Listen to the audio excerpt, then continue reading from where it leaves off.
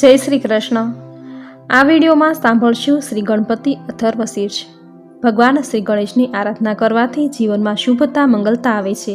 સંકટનો નાશ થઈ રોગ ગરીબી શત્રુ દરિદ્રતાનો નાશ થાય છે। નકારાત્મક ઉર્જા દૂર થઈ સકારાત્મક ઉર્જાનો સંચાર થાય છે। ગણપતિ અથર્વ શીર્ષનો જે પાઠ કરે છે તેને સારું આરોગ્ય, દીર્ઘાયુષ અને સૌભાગ્યની પ્રાપ્તિ થાય છે। ભગવાન શ્રી ગણેશની આરાધના શ્લોક, સ્તોત્ર, જાપ દ્વારા કરવામાં આવે છે। આ દરેકમાં અથર્વ શીર્ષનો પાઠ ખૂબ જ મંગલકારી છે, જે દરેક વ્યક્તિએ નિત્ય સવારે નાહી ધોઈ શુદ્ધ થઈ જરૂર કરવો જોઈએ। જે કરવાથી ભગવાન શ્રી ગણેશની કૃપા અવશ્ય પ્રાપ્ત થશે। જો નિત્ય ન થઈ શકે તો ભગવાન શ્રી ગણેશનો પ્રિય વાર મંગળવાર અથવા બુધવારે જરૂર કરવો જોઈએ। જો આ વારે પણ ન થઈ શકે તો દર મહિને 2 ચોથ આવે છે, વિનાયક ચોથ અને સંકટ ચોથ। ચોથના દિવસે ગણપતિ અથર્વ શીર્ષનો પાઠ જરૂર કરવો। ચોથની તિથિ ભગવાન શ્રી ગણેશને અતિ પ્રિય છે, આથી આ દિવસે ગણપતિ અથર્વ શીર્ષનો પાઠ કરવાથી તેમની કૃપાથી જીવનમાં સુખ, સમૃદ્ધિ, સૌભાગ્ય અને સારું આરોગ્ય પ્રાપ્ત થાય છે। તો શ્રી ગણપતિ અથર્વ શીર્ષનો પાઠ શરૂ કરીએ। બોલો ભગવાન શ્રી ગણેશની જય। હે દેવગણ, અને અમારા કાનોથી ભદ્ર મંગલમય શબ્દો સાંભળીએ, યજ્ઞમાં લીન બની આંખોથી ભદ્ર રૂપના દર્શન કરીએ, સુસ્થિર અંગો તથા શરીરો વડે તમારું સ્તવન કરતા અમે દેવવૃંદ માટે જે હિતકર આયુષ્ય હોય તેનો ઉપભોગ કરીએ।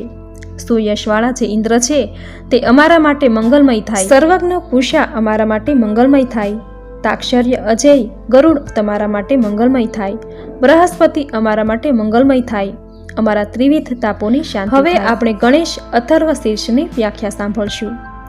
ઓમ રૂપ શ્રી ગણપતિજીને નમસ્કાર છે। તમે જ પ્રત્યક્ષ તત્વ છો, માત્ર તમે જ કરતા છો, માત્ર તમે જ ધારણ કરતા અને સંહાર કરતા છો, માત્ર તમે જ આ સમગ્ર વિશ્વરૂપ બ્રહ્મ છો અને તમે જ સાક્ષાત નિત્ય આત્મા છો। યથાર્થ કહું છું, સત્ય કહું છું, તમે મારી રક્ષા કરો, વક્તાની રક્ષા કરો, શ્રોતાઓની રક્ષા કરો, દાતાની રક્ષા કરો, ધાતાની રક્ષા કરો, વેદ વિશારદ આચાર્યની રક્ષા કરો, શિષ્યની રક્ષા કરો, પાછળથી રક્ષા કરો, આગળથી રક્ષા કરો, ઉત્તર દિશા તરફથી રક્ષા કરો, દક્ષિણ દિશા તરફથી રક્ષા કરો, ઉપરથી રક્ષા કરો, નીચેથી રક્ષા કરો, સર્વતોભાવથી મારી રક્ષા કરો, બધી દિશાઓથી મારી રક્ષા કરો। તમે વાણીરૂપ છો, તમે ચિન્મય છો, તમે આનંદરૂપ છો, તમે બ્રહ્મમય છો, તમે સચ્ચિદાનંદ અદ્વિતીય પરમાત્મા છો, તમે પ્રત્યક્ષ બ્રહ્મ છો, તમે જ્ઞાન અને વિજ્ઞાન રૂપ છો। આ સમગ્ર સંસાર તમારાથી જ ઉત્પન્ન થયેલ છે, આ સમગ્ર સંસાર તમારાથી જ સુરક્ષિત છે, આ સમગ્ર સંસાર તમારા માલિન બની જશે, આ અખિલ વિશ્વ તમારામાં જ પ્રતીતિ થાય છે। તમે જ ભૂમિ, જળ, અગ્નિ, વાયુ અને આકાશ છો, તમે જ પરા, પશ્યંતી, મધ્યમાં અને વૈખરી ચતુર્વિધ વાકના સ્થાનરૂપ છો।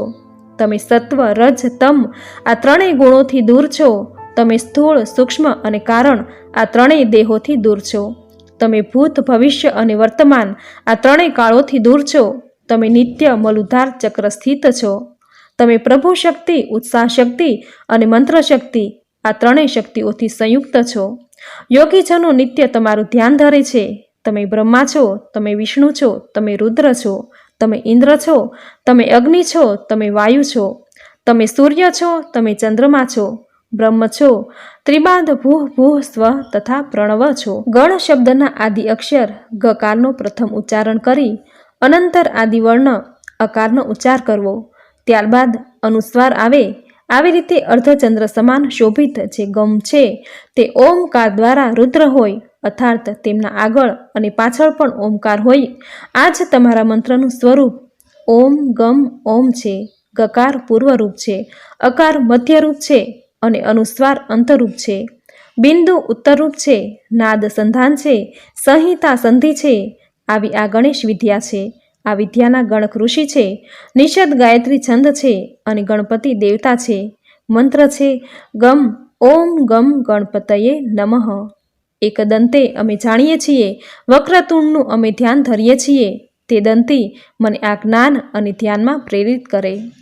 ગણપતિ દેવતા એક દંત અને ચતુર્બાહુ છે, તે પોતાના 4 હાથોમાં પાશ, અંકુશ, દંત અને વર મુદ્રા ધારણ કરેલ છે। તેમના ધ્વજમાં મૂષકનું ચિહ્ન છે. તે રક્તવર્ણના, લંબોદર, શૂર્પકર્ણા તથા રક્ત વસ્ત્રધારી છે. લાલચંદ્ર વડે તેમના અંગો સુશોભિત છે. તેઓ રક્તવર્ણના પુષ્પો વડે સુપૂજિત છે. ભક્તોની મનોકામના પૂર્ણ કરનારા, જ્યોતિર્મય જગતના કારણ, અચ્યુત તથા પ્રકૃતિ અને પુરુષથી દૂર વિદ્યમાન એ પુરુષોત્તમ સૃષ્ટિના આદિમાં આવિર્ભૂત થયા. જે એમનું આ પ્રકારનું નિત્ય ધ્યાન ધરે છે તે યોગીઓમાં શ્રેષ્ઠ છે. વ્રાતપતિને નમસ્કાર, ગણપતિને નમસ્કાર, પ્રથમના અધિપતિને નમસ્કાર, લંબોદર અને એકદંતને નમસ્કાર છે. વિઘ્નનાશક શિવ તનય શ્રી વરદ મૂર્તિને નમસ્કાર હો. આ અથર્વ શીર્ષનો જે પાઠ કરે છે તે બ્રહ્મરૂપ બની જાય છે. તે સર્વ રીતે સુખી બને છે. કોઈ પણ પ્રકારના વિઘ્નોથી ગ્રસ્ત નથી બનતો. તે સમસ્ત મહાપાપોથી મુક્ત બની જાય છે. સંધ્યા ટાણે એનું રટણ કરવાથી દિવસે કરેલા પાપોનો નાશ થાય છે. પ્રાતઃકાળે રટણ કરવાથી રાત્રે થયેલા પાપોનો નાશ થાય છે. સંધ્યા ટાણે તથા પ્રાતઃકાળે પાઠ કરનાર ભક્ત નિષ્પાપ બની જાય છે. હંમેશા પાઠ કરનારો વિઘ્ન શૂન્ય બની જાય છે અને ધર્મ, અર્થ, કામ, મોક્ષ આ ચારેય પુરુષાર્થને પ્રાપ્ત કરે છે. આ અથર્વ શીર્ષ એને ન આપવો જે શિષ્ય ન હોય. જે મોહવશ બની શિષ્યને આનો ઉપદેશ આપશે તે મહાપાપી બનશે. આની 1000 આવૃત્તિ કરવાથી ઉપાસકને જે કામનાઓની ઈચ્છા હશે તે સિદ્ધ થશે. જે આ મંત્ર વડે શ્રી ગણપતિનો અભિષેક કરે છે તે વાગ્મી બની જાય છે. જે ચતુર્થી તિથિમાં ઉપવાસ કરી જાપ કરે છે તે વિદ્યાવાન બની જાય છે. આ અથર્વ વાક્ય છે જે બ્રહ્માદિ આવરણને જાણે છે તે કદીએ ભયભીત બનતો નથી. ગણપતિ અથર્વ શીર્ષ સમાપ્ત. બોલો ભગવાન શ્રી ગણેશની જય. તો ગણપતિ અથર્વ શીર્ષ તમે પૂરી શ્રદ્ધાથી સાંભળ્યો. જે સાંભળવા માત્રથી જ ભગવાન શ્રી ગણેશની કૃપા તમારા પર હંમેશા રહેશે. ભગવાન શ્રી ગણેશ રિદ્ધિ સિદ્ધિ બુદ્ધિના દાતા છે. સંકટ, રોગ, દોષ, શત્રુ હરનારા છે. આથી જ દરેક કાર્યમાં સૌપ્રથમ ભગવાન ગણેશની પૂજા થાય છે. જે કોઈ નિત્ય સવારે ગણપતિ અથર્વ શીર્ષનો પાઠ કરે છે તેમની દરેક મનોકામના પૂર્ણ થાય છે. તો મિત્રો, આજનો આ પાઠ સાંભળવો તમને જરૂર ગમ્યો હશે. તો વિડીયોને લાઈક કરી કોમેન્ટમાં જય શ્રી ગણેશ જરૂર લખજો. ચેનલ સબસ્ક્રાઈબ કરી બાજુમાં બેલ આઇકન જરૂર પ્રેસ કરજો. આવી જ નવી ધાર્મિક માહિતી, નવા ધાર્મિક વિડીયો સાથે ફરી મળીશું. ત્યાં સુધી આપ સૌને મારા જય શ્રી કૃષ્ણ.